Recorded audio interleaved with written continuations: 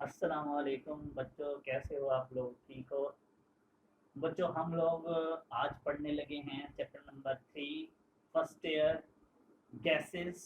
और उसका एक बहुत ही इम्पोर्टेंट ये लेक्चर है हमारा, जो मोस्टली आपके एग्ज़ाम में शॉर्ट क्वेश्चन में भी पूछा होता है या कभी कभी लॉन्ग क्वेश्चन भी पूछा होता है। तो बच्चों, इसका नाम है verification of gas laws from kinetic molecular theory of gases. कि हम लोग kinetic molecular theory of gases के अकॉर्डिंग या काइनेटिक गैस इक्वेशन की मदद से बच्चों वेरीफाई करते हैं गैस लॉज को। उन गैस लॉज में सबसे पहले है बॉयल्स लॉ, फिर है चार्ल्स लॉ, फिर है एवोगैड्रोज लॉ, और फिर है ग्राहम्स लॉ। तो बच्चों, ये हमारे 4 लॉज आपकी बुक में दिए हुए हैं, जिनको हम वेरीफाई करते हैं, साबित करते हैं with the help of kinetic gas equation या with the help of kinetic molecular theory of gases. तो ये बहुत ही आसान सी मैथमेटिकल वेरिफिकेशन है जिसको हम पढ़ने लगे हैं। तो चलें, हम सबसे पहले वेरीफाई करते हैं बॉयल्स लॉ को with the help of kinetic molecular theory of gases. तो चलें जी, सबसे पहले हम हेडिंग लगाते हैं बॉयल्स लॉ। बच्चों, मैं मोस्टली एक बात अपने स्टूडेंट्स को हमेशा यही कहता हूं कि जब आप लोग इन गैस लॉज को वेरीफाई करने लगो, आपको 2 बातें आनी चाहिए बस। एक तो इस लॉ के अंदर क्या कहा गया है। लाइक सपोज करो हम बात करने लगे हैं बॉयल्स लॉ की, तो सबसे पहले आपके यहाँ माइंड में ये क्लियर होना चाहिए कि बॉयल्स क्या कहता था। बॉयल्स कहता था जी कि जो गैस का वॉल्यूम होता है और उसके ऊपर जो हम प्रेशर अप्लाई करते हैं, दोनों का क्या रिलेशन होता है, इनवर्स। कि अगर आप प्रेशर इंक्रीज कर दोगे तो वॉल्यूम डिक्रीज हो जाएगा, और अगर आप प्रेशर क्या करोगे, डिक्रीज करोगे, तो वॉल्यूम क्या हो जाएगा, इंक्रीज। और इसी को जब हम वेरीफाई करके लिखते थे तो हम लिखते थे P V is equal to क्या होता है, K means product of pressure और वॉल्यूम हमेशा क्या रहता है, कांस्टेंट। ये हम लोग 9th से पढ़ते आ रहे हैं, फर्स्ट ईयर में हम लोगों ने इस टॉपिक से पहले भी हमने पढ़ा हुआ है। हम जानते हैं कि बॉयल्स लॉ किसे हम बोलते हैं, P V is equal to K. अच्छा, एक बात आपको ये क्लियर होनी चाहिए इस क्वेश्चन को करने से पहले। नंबर 2, आपने जिस इक्वेशन की मदद से इसको वेरीफाई करना है वो आपको आनी चाहिए। मींस किसकी मदद से हम इसे वेरीफाई करने लगे हैं, काइनेटिक गैस इक्वेशन। और वो क्या होती है, P V is equal to 1/3 mnc का स्क्वायर बार। बच्चों, काइनेटिक गैस इक्वेशन आपको हर वक्त ऐसे रटी होनी चाहिए, फिंगर टिप्स पे होनी चाहिए कि क्या है उसका formula, P B is equal to 1/3 mnc का स्क्वायर बार। तो ये 2 बातें आपको आनी चाहिए, फिर आप इजीली हर गैस लॉ को यहाँ वेरीफाई कर सकते हैं। तो चलें जी, हम लोग बॉयल्स को वेरीफाई करने से पहले हम यहाँ एक बात ऑलरेडी जानते हैं। हमने kinetic molecular theory of gases पढ़ी, जिसमें ये था कि जो गैस के मॉलिक्यूल्स की काइनेटिक एनर्जी होती है वो डायरेक्टली प्रोपोर्शनल होती है बच्चों के स्टेट टेम्परेचर के। जितना टेम्परेचर ज़्यादा होगा, गैस के मॉलिक्यूल्स की काइनेटिक एनर्जी उतनी ज़्यादा होगी। ये मैं नहीं बोल रहा, ये कौन बोलती है जी, हमारी kinetic molecular theory of gases. जो हमारी एक थ्योरी पेश की गई, उस थ्योरी का एक पास्टुलेट मैंने आपके साथ शेयर किया है, और ये बिल्कुल राइट पास्टुलेट है। हम जानते हैं, हम इसकी वजह भी जानते हैं कि क्यों जब टेम्परेचर बढ़ता है तो गैस के मॉलिक्यूल्स की काइनेटिक एनर्जी भी क्या हो जाती है, ज़्यादा। आप जानते हो कि जब हम टेम्परेचर बढ़ाते हैं तो गैस के मॉलिक्यूल्स की जो मोशन है बच्चों वो क्या हो जाती है, ज़्यादा, जिसकी वजह से उसकी काइनेटिक एनर्जी भी क्या हो जाती है, ज़्यादा। तो इसमें में कोई शक नहीं है कि according to KMT the kinetic energy of gas molecule is directly proportional to the absolute temperature. तो हम अपनी बात का आगाज इसी पॉइंट से करते हैं कि अकॉर्डिंग टू, आप लोग बच्चों यहां से लिखना शुरू करोगे, according to KMT the kinetic energy of gas molecule is directly proportional to the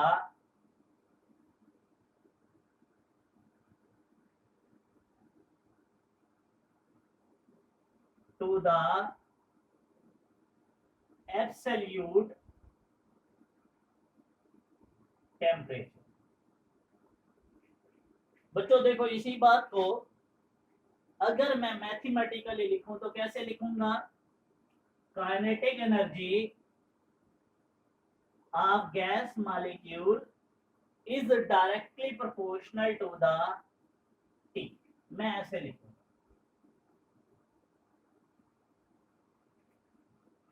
okay, अगले पॉइंट पे आते। बच्चों हम लोग जानते हैं कि जो काइनेटिक एनर्जी होती है उसका फार्मूला हम फिजिक्स में भी पढ़ते हैं, वो क्या होता है, 1/2 mv का स्क्वायर।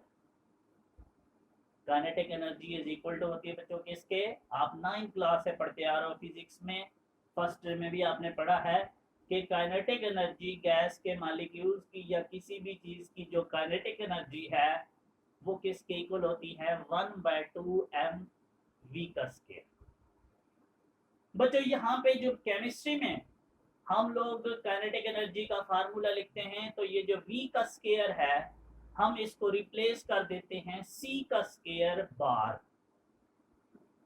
बच्चों ये जो काइनेटिक एनर्जी का जब हम लोग केमिस्ट्री में फार्मूला लिखते हैं तो वो क्या होता है, 1/2 mc का स्क्वायर बार। ये देखो ये जो c का स्क्वायर बार है ना, ये गैस के मॉलिक्यूल की वेलोसिटी है, गैस के मॉलिक्यूल्स की स्पीड है, हम इसको रूट मीन स्क्वायर वेलोसिटी भी बोलते हैं। तो बच्चों हमारे पास यहाँ पे काइनेटिक एनर्जी की जगह मैं अगर इसका फार्मूला लिखूं तो बच्चों मैं इसको कैसे लिखूंगा, 1/2 mc का square bar directly proportional to T। Mean मैंने ये कुछ भी नहीं लिखा, मैंने जस्ट काइनेटिक एनर्जी का फार्मूला लिखा है। हम इसको, आप इसको वेलोसिटी बोलो, आप इसको स्पीड बोलो, आप इसको रूट मीन स्क्वायर वेलोसिटी बोलो, गैस की कुछ भी बोल सकते हो, कोई परेशानी वाली बात नहीं। बच्चों याद रखना ये जो मैंने फार्मूला लिखा है काइनेटिक एनर्जी का, ये एक गैस का मॉलिक्यूल का है। मीन हमारे पास गैस का एक मॉलिक्यूल है, उसकी ये काइनेटिक एनर्जी है। अगर मेरे पास बहुत सारे गैस के मॉलिक्यूल हों तो बच्चों फिर क्या होगा, मीन आप यहां लिखोगे for number of n gas molecule. बच्चों हमारे पास वावा गैस के मॉलिक्यूल्स है, बहुत सारे गैस के मॉलिक्यूल हैं, तो फिर काइनेटिक एनर्जी क्या होती है बच्चों, फिर हमारे पास काइनेटिक एनर्जी का फार्मूला होता है जी 1/2 mc का स्क्वायर बार प्रोपोर्शनैलिटी। मीन मैंने कुछ भी नया काम नहीं किया, मैंने सिर्फ और सिर्फ n ऐड कर दिया है कि ये काइनेटिक एनर्जी किसकी है, वावा गैस के मॉलिक्यूल्स की, n number of gas molecules हैं उनकी। बस हमारा काम है यहाँ से आसान शुरू हो गया। बच्चों मैं प्रोपोर्शनल को खत्म करूं तो इसकी जगह क्या लगाऊंगा, k कांस्टेंट, प्रोपोर्शनैलिटी कांस्टेंट। ये क्या बन जाएगी इक्वेशन, 1/2 एम एन सी का square bar is equal to K T. बच्चों आपने बस ये प्रूव करके ना इसको बोल देना है इक्वेशन नंबर 1। आपका काम 50% हो गया। चलें जी अगले पॉइंट पे आते हैं। ये हमारा एक पॉइंट था। अभी सेकंड पॉइंट पे बच्चों हम लोग काइनेटिक गैस इक्वेशन जानते हैं। According to kinetic gas equation PV is equal to होता है 1/3 MnC का स्क्वायर बार। ये मैंने आपको टॉपिक शुरू करने से पहले बताया था कि आपको ये याद होनी चाहिए कि काइनेटिक गैस इक्वेशन क्या होती है। तो बच्चों हमारे पास काइनेटिक गैस इक्वेशन का फार्मूला क्या है जी? अकॉर्डिंग टू, यहां हम लिखेंगे जी according to kinetic gas equation क्या है जी? काइनेटिक गैस इक्वेशन बच्चों PV is equal to 1/3 MnC का स्क्वायर बार। ये इक्वेशन हमें ज़बानी आनी चाहिए। बच्चों मैं इस इक्वेशन के ये जो राइट साइड है, मैं यहाँ राइट साइड पे 2 को मल्टीप्लाई भी करने लगा हूँ और डिवाइड भी करने लगा। मैथ वाले बोलते हैं कि अगर आप किसी भी साइड पे कुछ मल्टीप्लाई जितना कर रहे हो उतना डिवाइड कर रहे हो तो हमें इससे कोई एतराज नहीं है, क्योंकि मल्टीप्लाई और डिवाइड एक दूसरे से क्या हो रहे होते हैं? कैंसल। तो आप कुछ भी कर सकते हो। तो बच्चों मैं इस राइट साइड, ये जो ऊपर अबव इक्वेशन है, मैं इसकी राइट साइड पे 2 को मल्टीप्लाई भी कर रहा हूं और डिवाइड भी कर रहा हूं। तो यहां हम लिखते हैं मल्टीप्लाई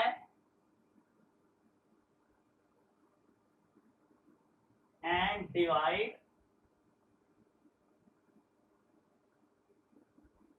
by 2 right side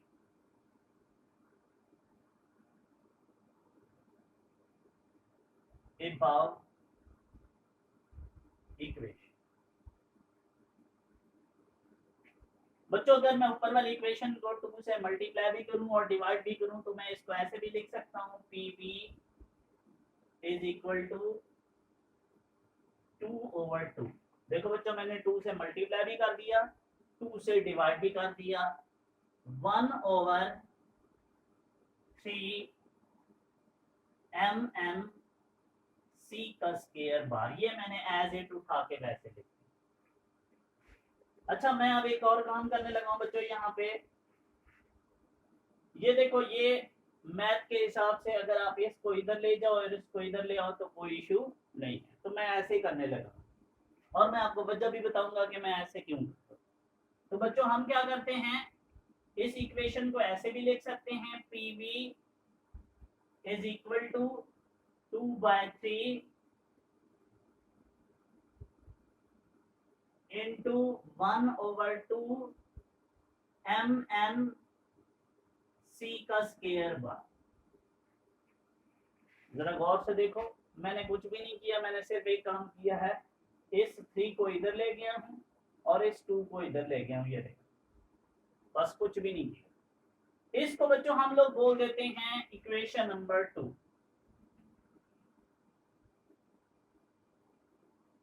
ठीक हो गया जी। अब आपने क्या करना है, सिर्फ लास्ट काम, आपने इस इक्वेशन 2 के अंदर गौर से देखो, ये कुछ आपको नजर आ रहा है 1/2 MnC का स्क्वायर बार। और यही बनाने के लिए मैंने यहाँ 2 के साथ मल्टीप्लाई भी किया था और डिवाइड भी। ये देखो क्या ये चीज इसके इक्वल नजर आ रही है? ये देखो 1/2 MnC का square bar is equal to है किसके? KT के। इसका मतलब ये हुआ कि मैं इसकी जगह पे बच्चों क्या पुट कर सकता हूँ? KT भी। तो हम ऐसे कह देते हैं कि इक्वेशन 2 में हम पुट करने लगे हैं किसको? इक्वेशन 1 को। तो हम यहाँ लिखते हैं पुट द इक्वेशन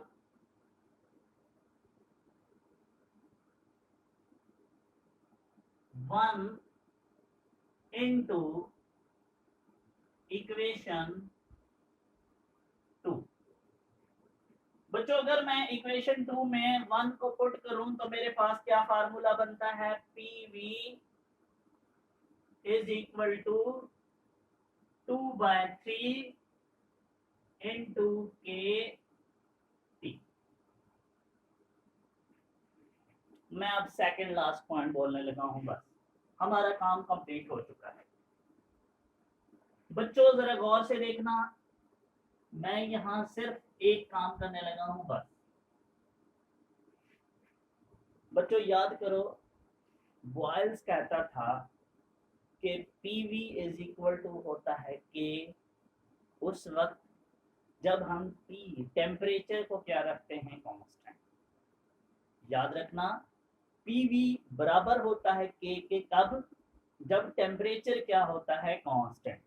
अगर बच्चों यहाँ पे मैं इस टी को क्या बोल दूं, कांस्टेंट, हम इसको बोलते हैं Boyle's constant, Boyle's temperature constant. ये क्या है जी, टेम्परेचर, कौन सा कांस्टेंट है, बॉयल्स टेम्परेचर कांस्टेंट। अगर ये कांस्टेंट है तो ये ऑलरेडी कांस्टेंट है। बच्चों ये 2/3 कांस्टेंट नंबर है, ये कांस्टेंट वैल्यू है, इसका मतलब है ये भी कांस्टेंट है, ये भी कांस्टेंट है, ये टी भी कांस्टेंट है, तो ये पूरा फैक्टर क्या हो गया, कांस्टेंट। तो क्या हो गया, पी इज इक्वल टू के कांस्टेंट, और यही आपके पास क्या होता है, बॉयल्स लॉ। तो हम जस्ट बच्चों यहाँ क्या लिख लेंगे, पी यहाँ पहले एक सिर्फ ये लिख दोगे, T is equal to Boyle's temperature constant. अगर ये कांस्टेंट है तो बच्चों आपके पास क्या इक्वेशन बन गई, P V is equal to ये सारे के कांस्टेंट, और यही क्या है बच्चों, Boyle's law.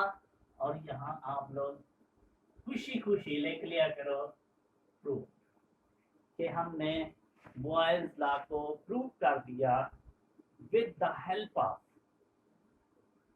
Kinetic molecular theory of gases. तो चलें जी, पहला काम तो हुआ हमारा कंप्लीट।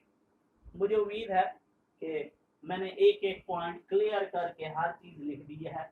आपने एज इट पूरा ये छापा लगा देना है, एज इट ऐसे लिख देना है, कोई और काम करने की जरूरत यहाँ नहीं है। कोई बुक में थोड़ा सा वो इरेगुलर वे में समझ नहीं आ रही कौन सा पॉइंट कैसे लिख रहा है, आप जैसे मैंने ये लिखा है इसको ऐसे लिखा करो, इंशाल्लाह दुनिया भी समझ जाएगी और आखिरत भी। चले, आखिरत का मुझे कोई पता नहीं है, कोई मौलवी सुन रहा होगा तो उसने मेरे ऊपर फतवा लगा देना, आप लोगों की दुनिया जरूर समझ जाएगी।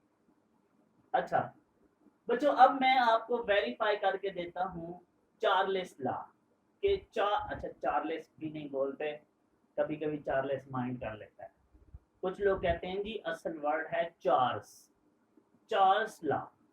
तो हम क्योंकि बीइंग अ पाकिस्तानी अपनी मर्जी है इंग्लिश जैसे बोली जाओ, तो हम लोग इसको प्यार से ही चलें जी, माइंड न करना चार्ल्स भाई, हम इसको प्यार से चार्ल्स बोलते हैं। तो चार्ल्स लॉ को हम लोग अब वेरीफाई करते हैं, जो हमारा आज का सेकंड लॉ है, चार्ल्स लॉ।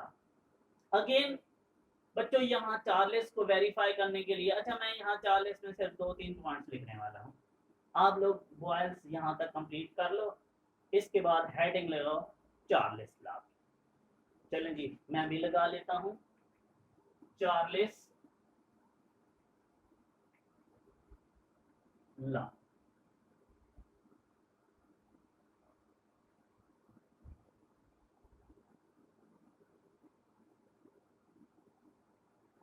बच्चों चार्ल्स लॉ को वेरीफाई करने के लिए आपको पता होना चाहिए चार्ल्स क्या बोलता है। चार्ल्स बोलता है कि volume of a gas is directly proportional to the absolute temperature when the pressure remains constant.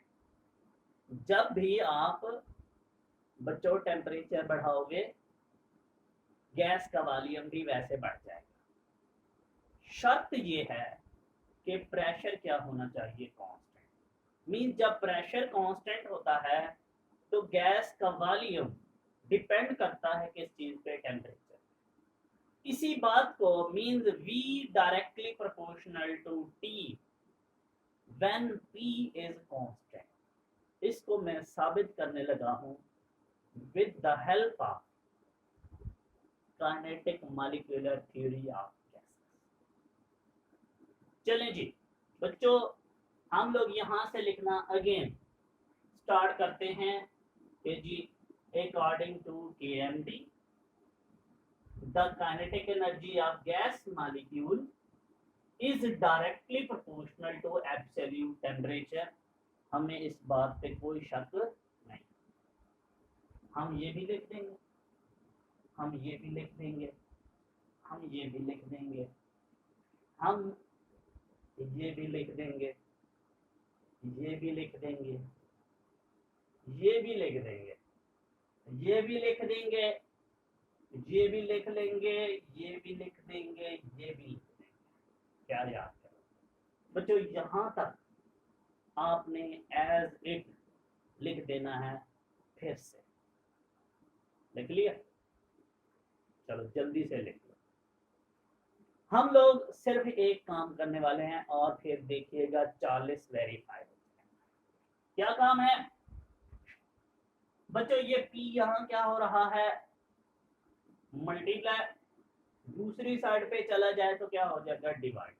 हम इसको बोलते हैं कि जी हम रीअरेंज कर लें, इस इक्वेशन को रीअरेंज कर लें। जब मैं इस इक्वेशन को बच्चों रीअरेंज करता हूं तो मेरे पास क्या चीज बनती है जी, कुछ ये चीज बनती है। B